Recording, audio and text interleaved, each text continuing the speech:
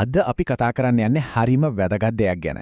අලුත් දෙයක් පටන් ගන්නකොට, ඒ කියන්නේ අලුත් බිස්නස් එකක් හරි, අලුත් ජොබ් එකකට යනකොට හරි, එහෙමත් නැත්නම් හිතේ තියෙන අලුත් අදහසක් ක්‍රියාත්මක කරන්න යනකොට අනාගතය ගැන හිතලා එන බය නිසා අපිව එකතැනම හිර වෙනව නේද? අන්නේ හැංගීමෙන් ගොඩෙන්නේ කොහොමද කියලායි බලන්න යන්නේ. අලුත් දෙයක් පටන් ගන්න බයද? මේ ප්‍රශ්නේ ඇහුවම අපෙන් කී දෙනෙක්ට ඕ කියලා හිතනවද? නියම අදහසක් ඔළුවේ තියෙද්දිත් ඒකට ඕන උනන්දුවේ තියෙද්දිත් අර මුල්ම අඩිය තියන්න බැරුව එකතැනම නතර වෙච්ච වාර අනන්තවත් ඇති. හැබැයි බය වෙන්න එපා. මේක ඇත්තටම ගොඩක් දෙනෙක්ට දැනෙන හරිම සාමාන්‍ය දෙයක්. හරි. ඉතින් අපි මුලින්ම බලමු ඇත්තකම ඇයි මෙහෙම වෙන්නේ කියලා. මොකක්ද මේ අපිව එකතැන නවත්තන බය මුල? ඒ ගැන ටිකක් ගැඹුරට කතා කරමු.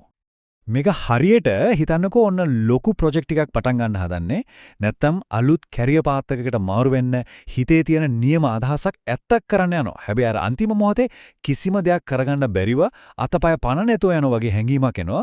අන්න ඒක තමයි මේ සම්පූර්ණයෙන්ම හිර වෙලා ඉස්සරහට යන්න බැරි තත්ත්වයක්. ඉතින් මොකක්ද අපිව මෙහිව ෆ්‍රීස් කරන්නේ? ඇයි අපි එකතැන හිර වෙන්නේ? හේතු කීපයක්ම තියෙනවා. එකක් තමයි අසාර්ථක වුණොත් මොකද වෙන්නේ කියන බය. ඊළඟට ඉස්සරහට මොනව වෙයිද කියලා කිසිම අදහසක් නැතිකම. ඒ කියන්නේ අඳුරේ අතපත ගන්නවා වගේ හැඟීම. ඊට පස්සේ අනිත් අය මොනව හිතයිද කියන බය. ඒ වගේම මේ දාන මහම්සිය අපරාබේ නිකම්ම වතුරේ යයිද කියන බය. මේ ඔක්කොම එකට එකතු වුණාම තමයි අපිව හෙල්ලෙන්නවත් බැරි තැනටපත් කරන්නේ. මේ හැම බයකම යටින් තියෙන ලොකුම ලේදුවක් තමයි අවිනිශ්චිතතාවය කියන්නේ. ඉතින් අපි ඊළඟට බලමු මේ අවිනිශ්චිතතාවය කියන්නේ මොකක්ද? ඒක කොහොමද අපේ හතුරා වගේ ක්‍රියා කරන්නේ කියලා. සරලවම කිව්වොත් අවිනිශ්චිතතාවය කියන්නේ මෙහෙම දෙයක්. ඉස්සරහට මොකද වෙන්නේ? එහෙමත් නැත්නම් දැනට තියෙන තත්ත්වයවත් හරියටම විස්තර කරන්න අපිට තියෙන දැනුම මදි වෙන එක. ඒ කියන්නේ පාර පේන්නේ නැහැ වගේ හැඟීමක්. කිසිම දෙයක් හරියටම කියන්න බෑ. මෙන්න මේක තමයි වැදගත්ම දේ. අපේ මොළය හැදලා තියෙන්නේ ඉස්සරහට වෙන දේවල් ගැන අනාවැකි කියන්න, පැටර්න්ස් හොයාගන්න. ඒක තමයි මොළේ ජොබ් එක. ඉතින් අවිනිශ්චිතතාවය කියන්නේ මොළයට එන සිග්නල් එකක්. මට අනාවැකි කියන්න බෑ, මට පැටර්න්ස් පේන්නේ නෑ කියලා.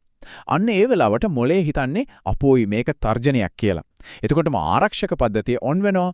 අන්න එතනින් තමයි බය පටන් ගන්නෙ. හරි. දැන් අවිනිශ්චිතතාවය කියන එක අවදානම කියන එකත් එක්ක පාටලවා ගන්න හොඳ නැහැ. මේ දෙකක්. හිතන්නකෝ කාසියක් උඩ දානවා. ප්‍රතිඵල දෙකයි හෙඩ් රිටේල් ගාරි. ඒක සම්භාවිතාවය අපි දන්නවා 50ට 50යි. ඒක තමයි දන්න අවදානමක් කියන්නේ. හැබැයි අලුත් බිස්නස් එකක් පටන් ගන්නවා කියන්නේ ප්‍රතිඵල මොනවද කියලාවත් අපි දන්නේ නැහැ. ඒක සාර්ථක වෙන්න පුළුවන්, නැති වෙන්න පුළුවන්, නැත්නම් හිතුවටවත් නැති දෙයක් වෙන්න පුළුවන්. ඒක සම්භාවිතාවය දන්නෙත් නැහැ. අනේ ඒක තමයි නියම අවිනිශ්චිතතාවය. අපිව හිර කරන්නේ අන්න ඒක. හරි. දැන් අපි ප්‍රශ්නේ හොඳට තේරුම් ගත්තා. දැන් එහෙනම් විසඳුම පැත්තට හැරමු. කොහොමද මේ බයත් එක්ක ගනුදෙනු කරලා ඉස්සරහට යන්නේ? ඒකට ප්‍රායෝගික ෆ්‍රේම්වර්ක් එකක් ගැන බලමු. මේක මෙහෙම හිතන්නකෝ. ඝන මීදුමක් පිරිච්ච පාරක වාහනයක් එලවනවා වගේ ඉස්සරහ කිලෝමීටර් ගාණක් පේන්නේ නැහැ. ගමනාන්තය කොහෙත්ම පේන්නේ නැහැ. හැබැයි වාහනේ හෙඩ්ලයිට්ස් වලින් ඉස්සරහ අඩි කීපය පේනව නේද? අන්න ඒ අඩි කීපය දිහා බලාගෙන හැමින් ගියොත් අපිට පාර හොයාගන්න පුරුවන්. මෙතනත් වෙන්නේ ඒකමයි. මුළු පාරම පේන්න ඕනේ නැහැ. ඊළඟ අඩිය විතරක් පෙනුනම ඇති. ඉතින් මේකට තියෙන හරිම සරල පියවර 3ක ක්‍රමවේදයක්. පළවෙනි එක බය පිළිගන්න. Tamanta දොස් කියාගන්නේ නැතුව ඔව් මට මේකට බයයි කියලා Tamanටම අවංකව පිළිගන්න. දෙවෙනි එක ඉලක්කය පුංචි කෑල්ලකට කඩන්න. හිතන්න මේ වෙලාවේ කරන්න පුළුවන් පොඩිම දේ මොකද්ද? ඊමේල් එකක් යවන එකද, ෆෝන් කෝල් එකක් ගන්න එකද? අන්න ඒ පොඩිම දේ හොයාගන්න. තුන්වෙනි එක අර පොඩිම දේ විතරක් කරන්න. ලොකු පික්චර් එක ගැන හිතන්න එපා. අර පුංචි මඩිය විතරක් තියන්න. මේ කියමන ඇත්තටම මේ සම්පූර්ණ අදහසම එක වාක්‍යකින් කියනවා ඔබට සම්පූර්ණ මාර්ගය දැකීමට අවශ්‍ය නැත ඊළඟ පියවර පමණක් ගන්න. ඒක තමයි වැදගත්ම දේ. අඩියෙන් අඩිය යන්න. හොඳයි. දැන් අපි ප්‍රායෝගික ක්‍රමවේදය දන්නවා. අවසාන වශයෙන් අපි බලමු මේ අවිනිශ්චිතතාවය කියන එක දිහා බලන අපේ මුළු මයින්ඩ්සෙට් එකම වෙනස් කරගන්නේ කොහොමද කියලා. මොකද බලවත්ම මෙවලම තියෙන්නේ අපේ හිතේ. අපි ගොඩක් වෙලාවට අවිනිශ්චිතතාවය දකින්නේ ඉස්සරහට යන්න බැරි වෙන්න හදපු ලොකු තාප්පයක් වගේ. හැබැයි එහෙම හිතන එක වෙනුවට මෙහෙම හිතුවත් ඒක තාපයක් නෙවෙයි. ඒක අලුත් දේවල් වෙන්න පුළුවන්, අලුත් දේවල් ඉගෙන ගන්න පුළුවන්, අපිව වර්ධනය වෙන්න පුළුවන් විවෘත පිට්ටනියක් වගේ. තර්ජනයක් විදිහට දකින්න එක නවත්තලා අවස්ථාවන් පිරිච්ච තැනක් විදිහට දැක්කොත් මුළු කතාවම වෙනස් වෙනවා.